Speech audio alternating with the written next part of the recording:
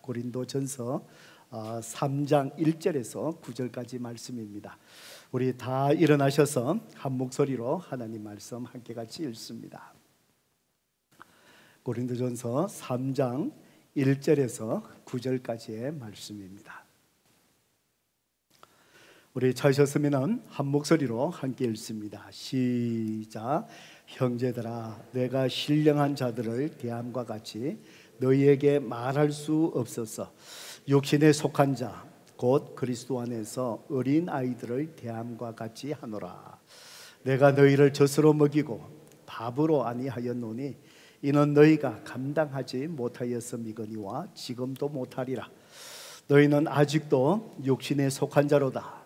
너희 가운데 시기와 분쟁이 있으니 어찌 육신에 속하여 사람을 따라 행함이 아니리요. 어떤 이는 말하되 나는 바울에게라 하고 다른 이는 나는 아볼로에게라 하니 너희가 육의 사람이 아니리요. 그런즉 아볼로는 무엇이며 바울은 무엇이냐? 그들은 주께서 각각 주신 대로 너희로 하여금 믿게 한 사역자들이니라. 나는 심었고 아볼로는 물을 주었으되 오직 하나님께서 자라나게 하셨나니 그런즉 심는 이나 물 주는 이는 아무것도 아니로되 오직 자라게 하시는 이는 하나님뿐이니라. 심는 이와 물 주는 이는 한 가지나 각각 자기가 일한 대로 자기의 상을 받으리라. 우리는 하나님의 동역자들이요 너희는 하나님의 밭이요 하나님의 집이니라. 아멘. 우리 말씀을 듣기 전에 성경책을로 비들고 믿음으로 선포합니다. 시작. 주의 말씀은 내 인생의 빛입니다. 주의 말씀은 내 삶을 변화시키는 능력입니다. 주의 말씀에 내 마음문을 엽니다. 듣고 깨닫고 말씀대로 살겠습니다. 아멘. 믿음대로 될지어다. 예. 오늘 예배 나오신 우리 모든 성도님들 주님의 이름으로 축복합니다. 계속해서 우리가 고린도전서의 말씀을 또 묵상하면서 또 하나님께서 우리에게 주시는 또 음성을 또 받고 또 결단하며 또 주님 앞에 헌신하는 또 시간을 가지고 있습니다. 오늘은 네 번째의 말씀인데 하나님께서 또 공동체의 또 우리 삶의 하나됨에 대해서 계속해서 말씀해 주시는 또 하나됨의 세 번째 말씀입니다. 오늘 이 본문을 통해서 하나님께서 저와 여러분에게 또 어떤 말씀을 하실까요? 설교 제목을 저를 따라 같이 한번 해보시겠습니다. 자아를 죽이기. 예, 한 번 더 해보실까요? 자아를 죽이기. 예, 여러분 그렇습니다. 결론적으로 또 하나님께서 주신 우리 가정 하나됨의 평안을 잘 지켜내려면은 결국은 내 자아가 십자가 아래에서 이렇게 죽어야 합니다. 예, 우리가 어느 곳에 가든지 내 모습이 드러났을 때 내 자아가 꿈틀꿈틀 드러나게 되면은 그것이 하나 되어야 될 그 하나됨을 자꾸 해치게 된다. 오늘 성령 하나님께서 오늘 주시는 메시지의 핵심입니다. 오늘 이 말씀을 우리가 함께 묵상하면서 다른 사람이 아니라 내 자신이 얼마나 하나님 앞에서 자아가 죽어 있는가를 다시 한번 우리가 돌아보는 또 귀한 시간이 되기를 주님의 이름으로 축복합니다. 이 세상 속에 교회를 하나님께서 두셨습니다. 그래서 교회를 정의할 때에 또 이렇게 정의하기로 합니다. 교회는 하나님 세상으로부터 부름받은 거룩한 하나님의 백성들의 모임, 그리고 동시에 세상으로 다시 보냄받은 그리스도의 제자의 모임이다. 이렇게 교회를 정의하기도 합니다. 즉 세상 속에서 우리가 죄의 노예로 살아갔던 사람들을 예수 그리스도의 대속의 피로 말미암아 믿음으로 구원받게 하시고 하나님의 거룩한 자녀로 세상으로부터 우리를 불러주셨다. 교회 저와 여러분들입니다. 그리고는 우리가 거룩한 하나님의 자녀로 삼아주신 그 은혜 속에만 머물게 하신 것이 아니고 하나님은 다시 우리 교회 그리스도인의 공동체를 세상으로 다시 보내신 그러니까 그리스도인의 제자, 그래서 세상의 빛과 소금의 역할을 감당하게끔 그렇게 하셨습니다. 그래서 교회는 세상 속에 있으면서 놀라운 또 비밀을 가지고 세상 속에 빛과 소금의 역할을 감당하게 됩니다. 그 중에서도 세상에서 큰 교회의 비밀을 드러낼 수 있는 것, 그것이 바로 무엇이냐? 예수님께서 십자가에서 피 흘려 죽으심으로 모든 사람을 하나 되게 하신 것을 드러내는 것, 그것이 세상과 구별된 교회의 비밀이다라는 그런 말씀입니다. 예, 성도 여러분, 그래서 교회는 가진 자나 가지지 못한 자나 다 품을 수 있어야 되고, 배운 자나 배우지 못한 자나 우리의 피부의 색깔을 다 넘어서서, 또 다듬어진 자나 아직까지 덜 다듬어진 자나, 여러분, 세상에서는 사람들을 골라내고 또 나에게 덕이 되지 않으면 그 사람을 또 교제하지 않겠지만, 교회는 예수 그리스도의 피로 모든 사람을 다 하나 되게 하셨기에, 우리가 어떤 사람이라 할지라도 교회는 모든 사람을 품을 수 있는 하나됨, 이것이 세상과 구별된 교회의 큰 비밀이다라는 것입니다. 아마 지난주에 여러분이 큐티를 하시면서 본문의 말씀이 어디였습니까? 사도행전 13장의 말씀을 여러분들이 다 묵상하셨을 것입니다. 고린도전서 사도행전 13장에 보면은 하나님께서 이방의 선교를 위해서 이방에 처음으로 세우신 안디옥 교회가 나옵니다. 그 안디옥 교회를 소개하면서 사도행전 13장 1절에 보면은 안디옥 교회의 지도자들이 어떤 사람이었는가에 대해서 구체적으로 잘 소개하고 있습니다. 거기에 보니까 아주 부유한 그런 유대인인 바나바가 그 교회의 지도자였습니다. 은혜 받고 사람들이 자기 재산을 내어놓고 공동체가 함께 나누었을 때에, 그때에 먼저 동참했던 사람이 바나바입니다. 그는 재산이 많은 부유한 그런 그리스도인이었습니다. 그 반면에 아프리카에서 노예로 있다가 도망쳐 나온 사람이라고 추정되는 니게르라고 불리는 시몬이라는 사람이 그 교회 지도자였습니다. 그러니 이 사람은 신분적으로는 굉장히 낮은 사람이다라고 생각할 수 있고, 또 가난한 그리스도인이었습니다. 바나바와 같은 부자도 있었고, 또 이 시몬이라는 이 사람처럼 정말 가진 것이 부족한 그런 사람도 있었고, 신분이 낮은 사람도 있고, 그 반면에 헤롯 왕의 젖동생이라고 불리어지는 마나엔이라는 사람이 안디옥 교회의 또 지도자였다라고 기록합니다. 젖동생이라는 것은 헤롯이 어릴 때에 어머니의 모유를 잘 먹을 수가 없어서, 그러면은 신하들 중에서 이제 태어난 지 아이가 있는 그 신하의 부인이 왕궁으로 들어와서 자기 아이뿐만 아니라 이 헤롯을 젖을 먹이면서 키우게 되지요. 그래서 마나엔이라는 사람이 왕궁으로 들어와서 헤롯과 함께 자라났습니다. 그러니 이 사람의 신분은 어떨까요? 어떤 사람보다도 귀족입니다. 귀족이지요. 그리고는 또 안디옥 교회에 누가 있습니까? 사울. 바울, 나중에는 바울이라 불리지요. 이 사울은 어떤 사람입니까? 그 당시에 최고의 서성 가마리엘, 이 사람 밑에서 모든 학문을 공부한 아주 지성적인 사람입니다. 그런데 이 모든 안디옥 교회 지도자들 보면은 부유한 사람도 있고 아주 가난한 사람도 있고, 또 마네인 같이 참 귀족인 그런 신분의 사람이 있고, 또 낮은 이런 신분의 사람도 있고요. 사울과 같이 많이 배운 지적인 사람도 있고요. 또 그렇지 못한 사람도 있고. 그런데 이 안디옥 교회는요, 이런 많은 그들의 다른 배경, 다른 은사, 다른 지식, 다른 물질, 이 모든 것 다른 것 속에서도 조화를 이루면서 하나님의 교회를 아름답게 섬겼던 그런 교회인 것을 보게 됩니다.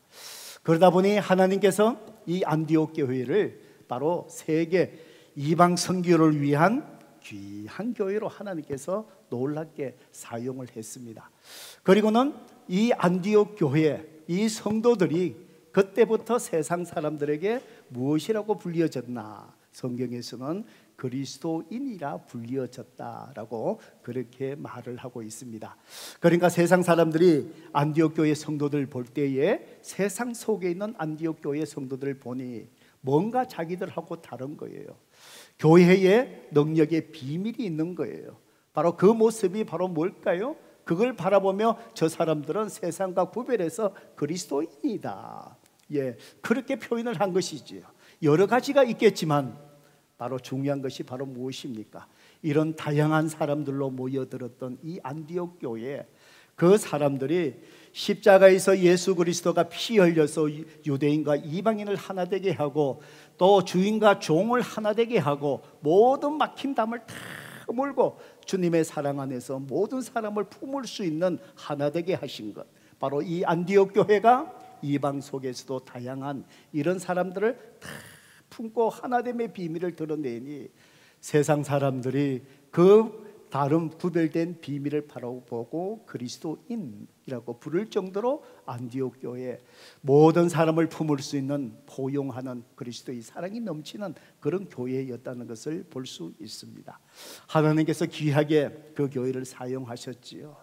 그런데 이제 오늘 우리가 묵상하고 있는 고린도전서의 이 말씀을 보면은 사도 바울이 많은 고린도 교회의 문제점을 이제 다루며 건면하면서 1장부터 4장까지 계속 이어서 고린도 교회에 이렇게 안디옥 교회처럼 주님의 사랑으로 하나 되게 하신 것을 다 이루지 못하고 포용하지 못하고 분열되어 있는 그 모습을 건멸하면서 왜 하나님의 교회가 하나됨을 이렇게 피 흘려 그리스도께서 죽으신 그 하나됨의 공동체를 왜 하나됨을 지키지 못하느냐 라고 책망하면서 하나됨을 이루기 위해서 건면해 주시는 오늘 본문이 하나됨의 세 번째의 말씀을 해주고 계십니다. 성도 여러분, 고린도 교회, 왜 그들은 그리스도께서 피 흘려 세우신 그 하나된 교회, 그것 하나됨을 잘 지키지 못했을까요? 왜 그랬을까요? 오늘 본문을 통해서 하나님께서 우리에게 말씀하시는 것, 설교의 제목과 동일합니다. 바로 무엇이 문제였는가? 결국은 고린도 성도들 그 속에 주님의 십자가 아래에서 그들의 자아가 죽지 못했다. 그래서 오늘 본문을 통해서 고린도 교회 성도 여러분, 여러분은 그리스도의 십자가 앞에서 여러분의 자아를 못 박으세요. 자아를 죽이세요. 오늘 그렇게 우리에게 말씀하고 있는 것입니다. 자, 고린도전서 3장 1절과 2절의 말씀을 같이 한번 읽어볼까요? 읽어봅니다. 시작. 형제들아, 내가 신령한 자들을 대함과 같이 너희에게 말할 수 없어서 육신에 속한 자 곧 그리스도 안에서 어린아이를 대함과 같이 하노라. 내가 너희를 젖으로 먹이고 밥으로 아니하였노니 이는 너희가 감당하지 못하였음이거니와 지금도 못하리라. 성도 여러분, 이 말씀 보세요. 사도 바울이 이 하나됨을 잘 지켜나가지 못하는 고린도 교회 성도들을 부를 때에 어떤 사람들이라고 지금 부르고 있습니까? 형제들아, 내가 이 신령한 자들을 대함과 같이, 그러니까 뭐지요? 영적인 사람으로 내가 너희를 못 대하겠구나. 그러면서 고린도 성도들 향해서 어떤 자라고 얘기하지요? 육신에 속한 자다. 즉 뭐라고요? 그리스도 안에서 어린아이다.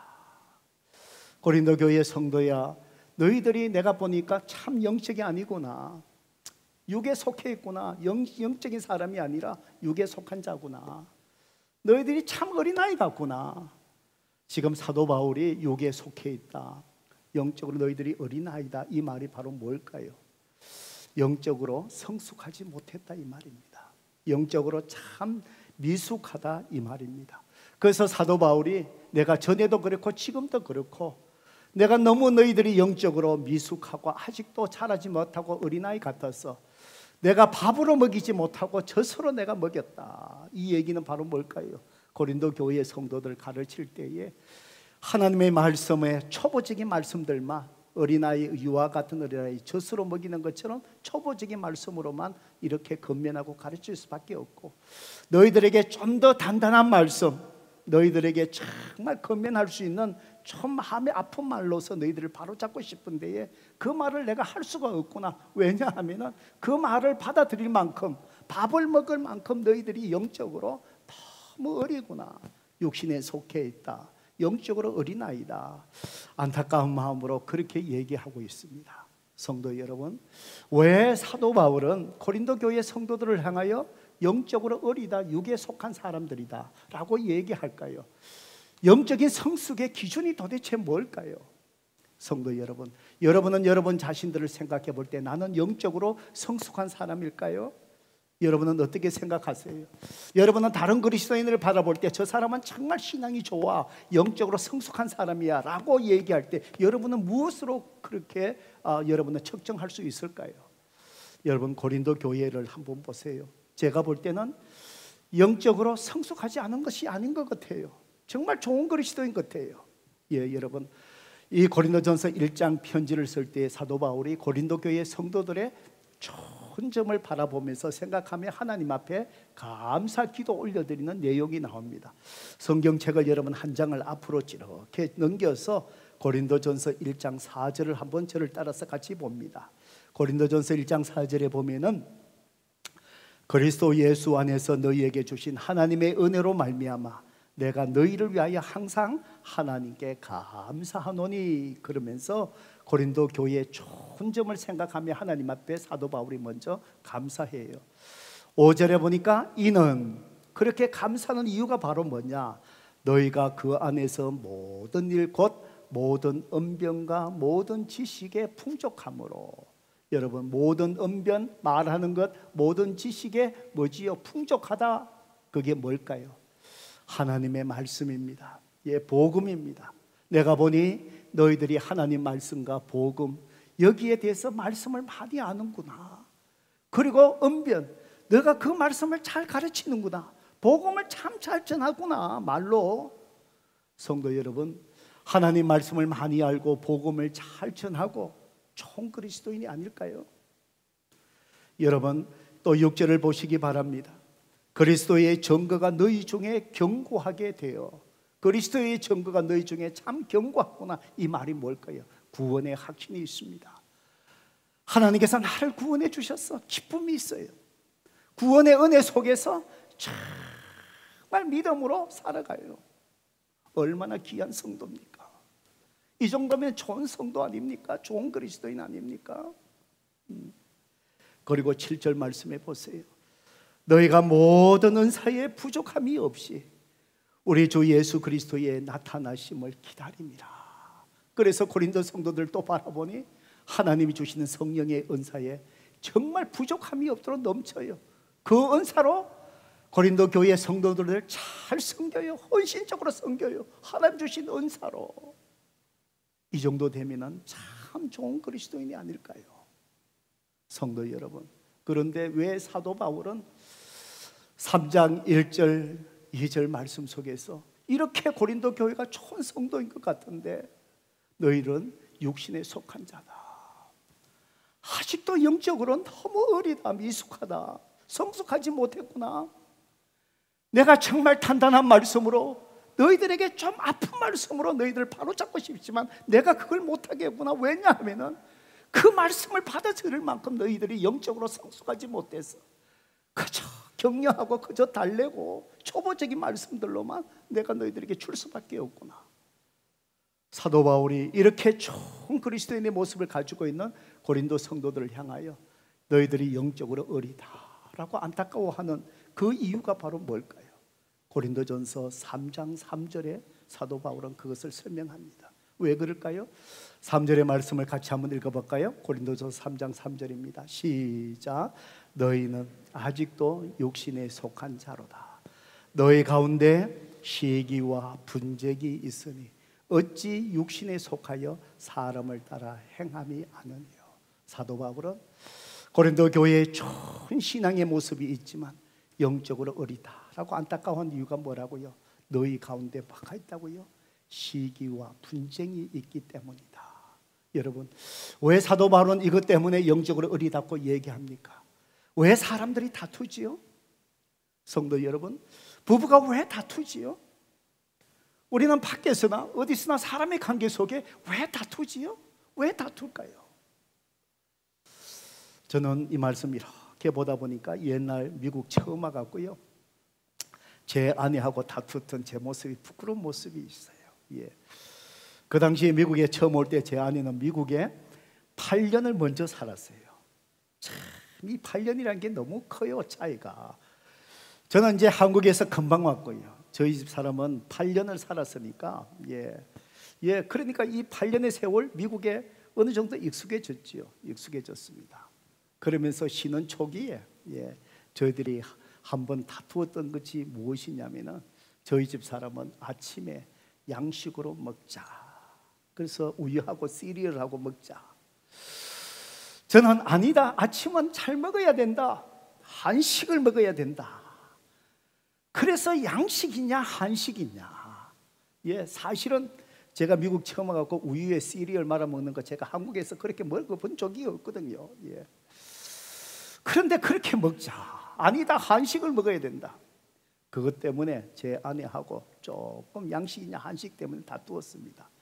지금 생각해보면 참 유치한 거지요, 그죠?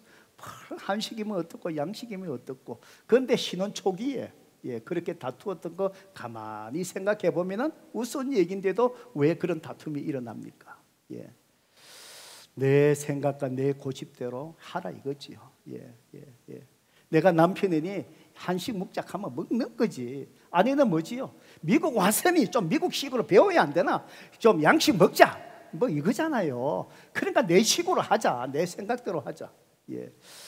성도 여러분, 부부가 왜 다툽니까? 내 속에 내 자존심, 내 자아가 살아서 그렇습니다. 여러분, 내 자존심이 죽어 있으면은 뭐 싫어도 양식 먹자 그러면 먹지 뭐 이렇게 배워야 되지, 이렇게 되지만은 내 자아가 살아 있으니까 그게 음식 먹는 것조차도 그 속에서 다툼이 일어나는 것이지요. 성도 여러분, 사도 바울은 고린도 교회 성도들을 이렇게 바라보면서 바로 저들이 다투는 그 모습을 보고, 고린도 교회 성도들이여, 여러분은 영적으로 성숙하지 못합니다. 어립니다. 육신에 속한 자들입니다.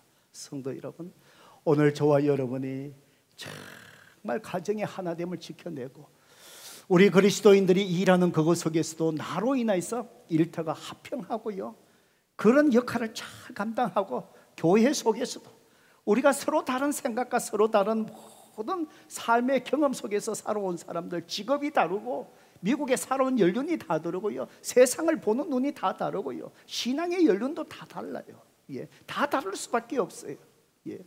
성도 여러분, 우리가 하나님께서 그리스도의 피 흘리심을 통해서 이 교회를 하나되게 하시는 그리스도의 몸된 교회, 이 하나됨을 잘 지켜나가기 위해서 오늘 내 속에 있는 이 자아를 주님 앞에 우리가 내려놓을 수 있어야 하는 것입니다.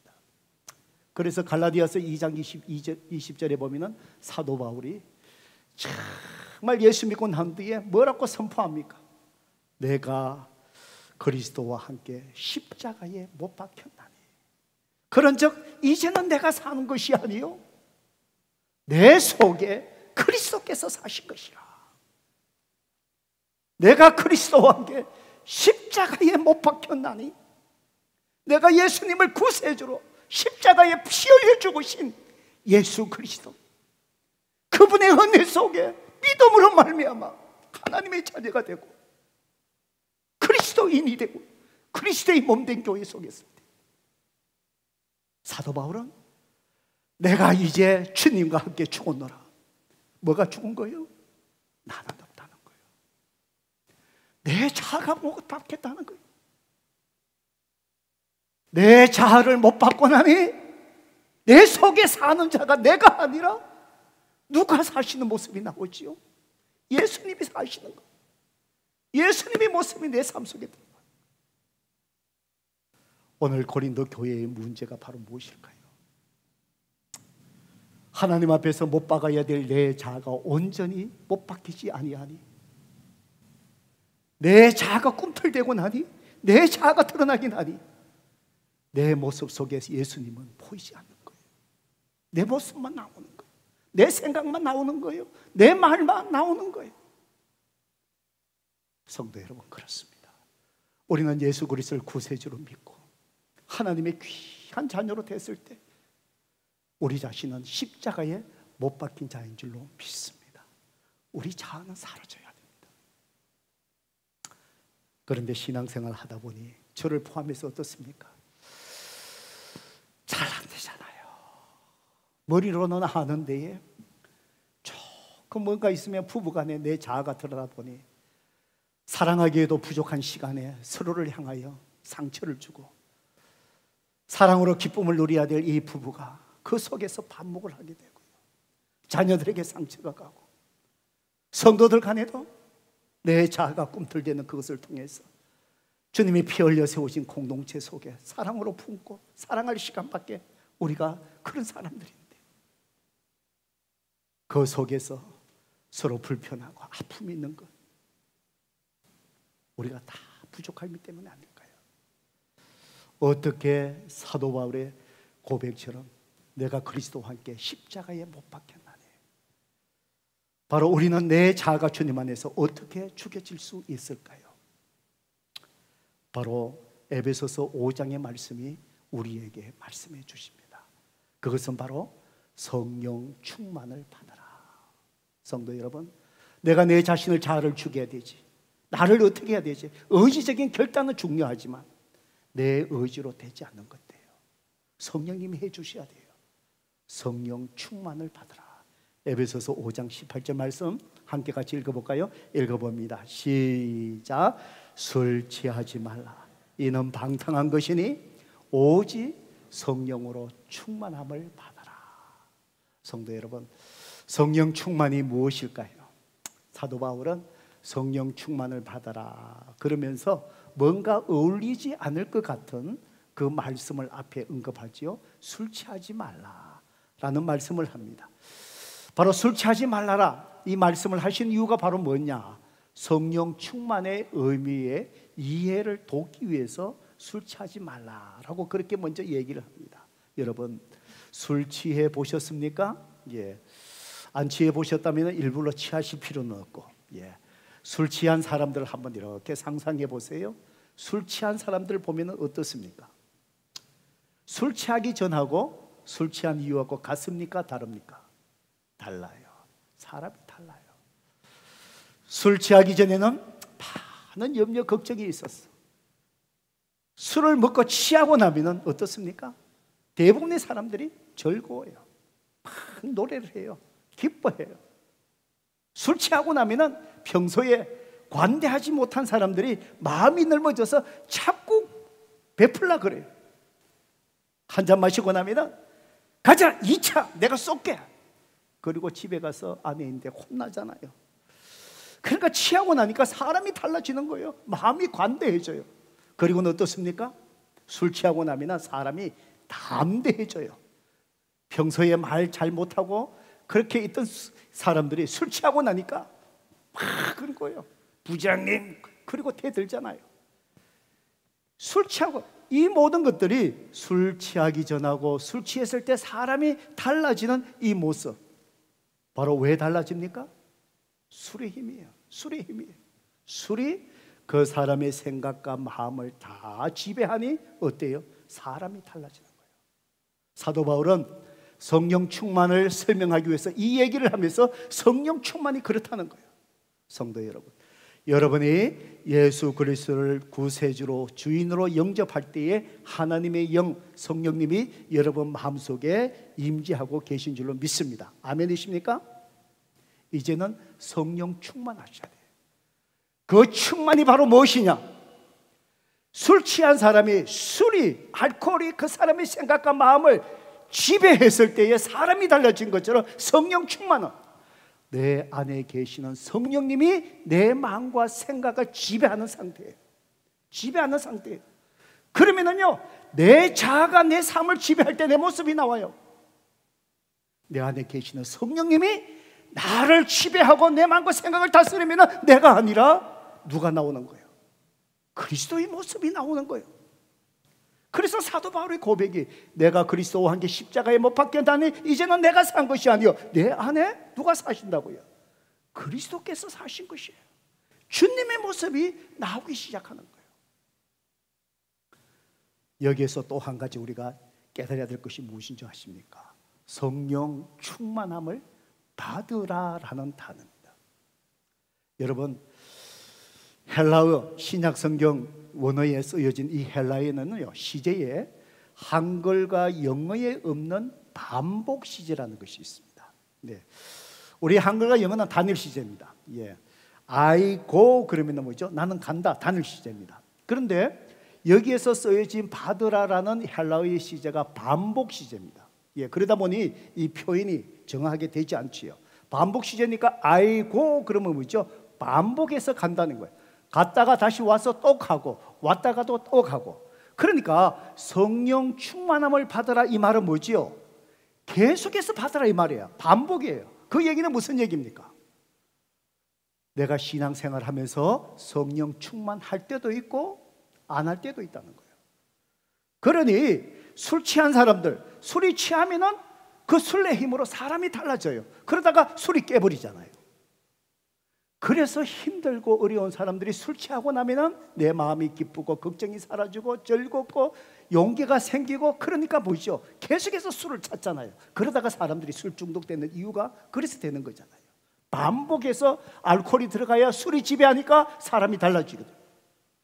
성령 충만이 그와 같다는 거예요. 바로 성령님께서 내 안에 계시는데 계속해서 충만함을 받으라.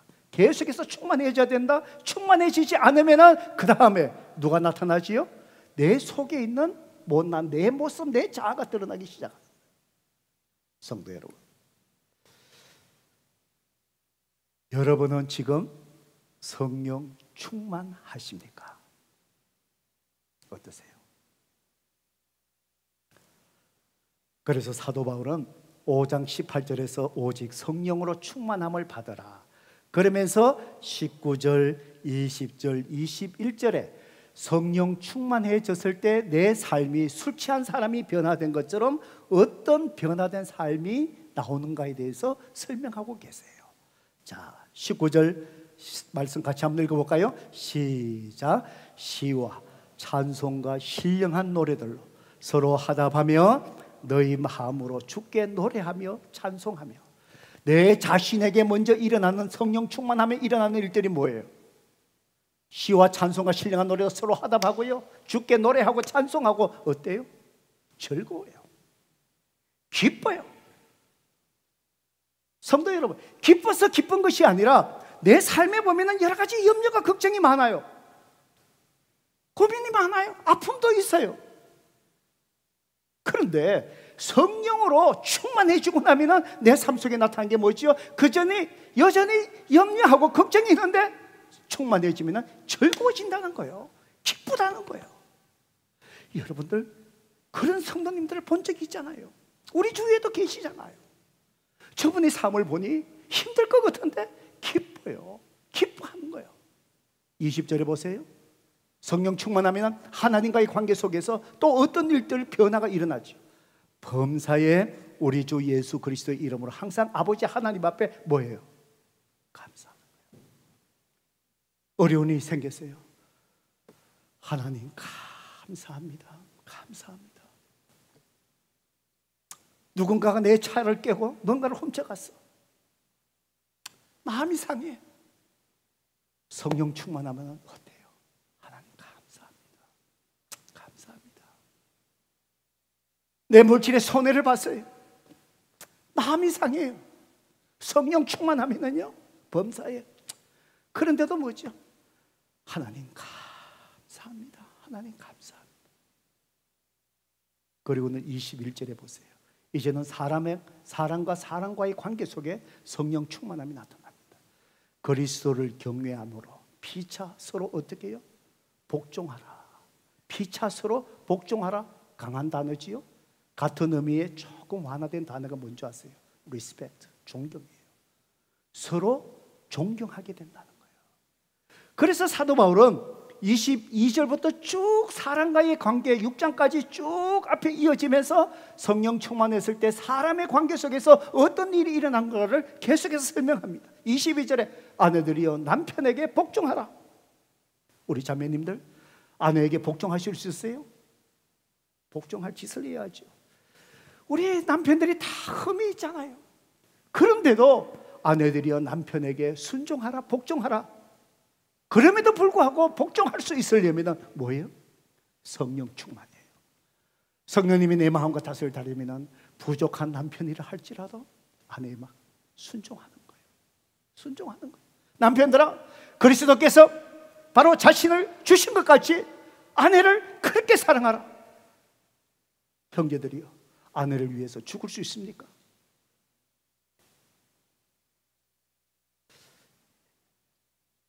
제 아내가 옛날에 여보, 나하고 우리 아들하고 강물에 떠내려간다. 당신은 누굴 건질래?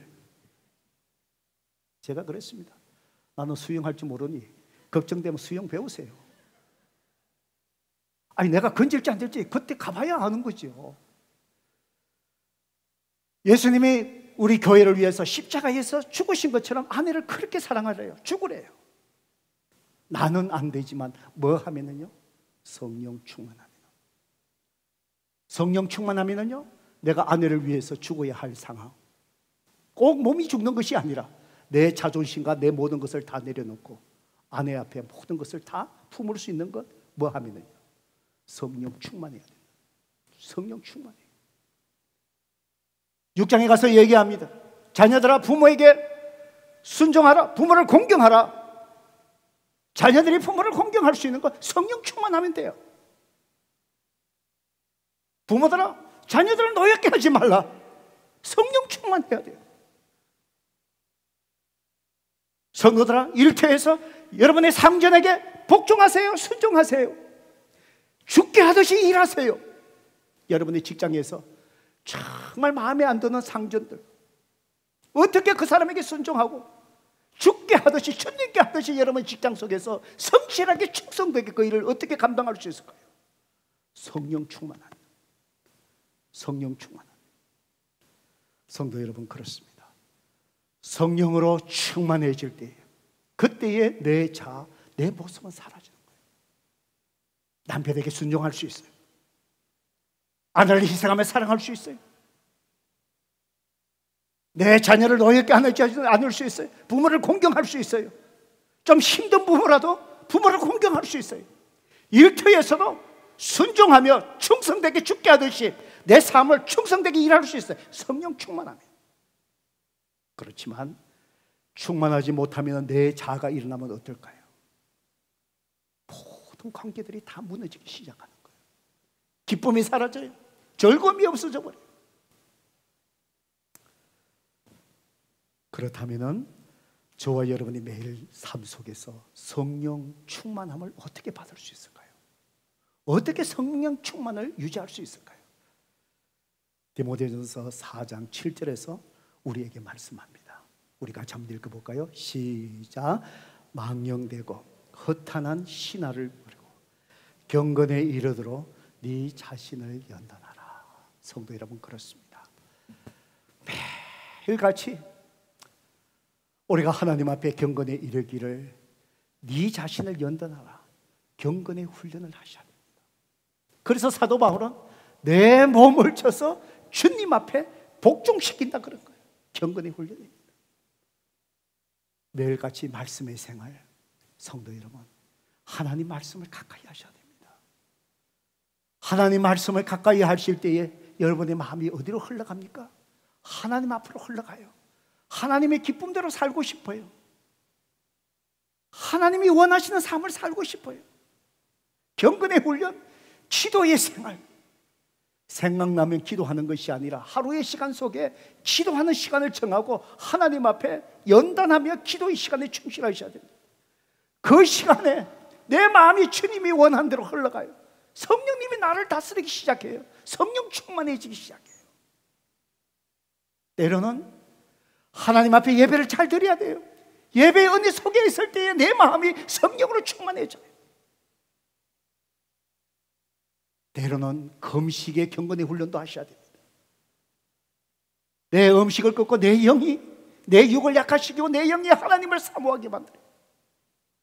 내 마음속에 온통 하나님의 마음으로 채워져 성령님이 나를 지배하기 시작할 때 내 삶이 힘들고 어려워도 하지요, 기뻐하고 감사하고 사람을 존경하고 좋은 관계 속에서 부부의 관계, 자녀의 관계, 이웃의 관계, 좋은 관계 속에서 살아가. 바로 뭐죠? 성령 충만할 때. 그럴 때에 우리가 사람과의 관계 속에 살아갈 때 조금 부족하고 또 마음의 상함이 생기도록 뭐지요? 성령 충만할 때 어때요? 그럴 수 있지. 그럴 수 있지. 그럴 수 있지. 내 자아가 사라지고 나면 그럴 수 있지. 그럴 수 있지. 하나님 주시는 성령의 마음, 그 속에 우리는 기뻐하고 즐거워하고 감사하고 하나님이 주시는 그 평안의 은혜를 그때 우리는 누리게 되는 줄로 믿습니다. 하나됨이 그때 지켜지는 거예요. 오늘 여러분 삶 속에 여러 가지로 불편한 것들, 불만들, 불평들, 모든 가정 속에 모든 것들이 있습니까? 바깥에 있는 다른 원인들을 찾지 마셔요. 찾지 마시고 여러분 자신이 하나님과의 관계 속에 보세요.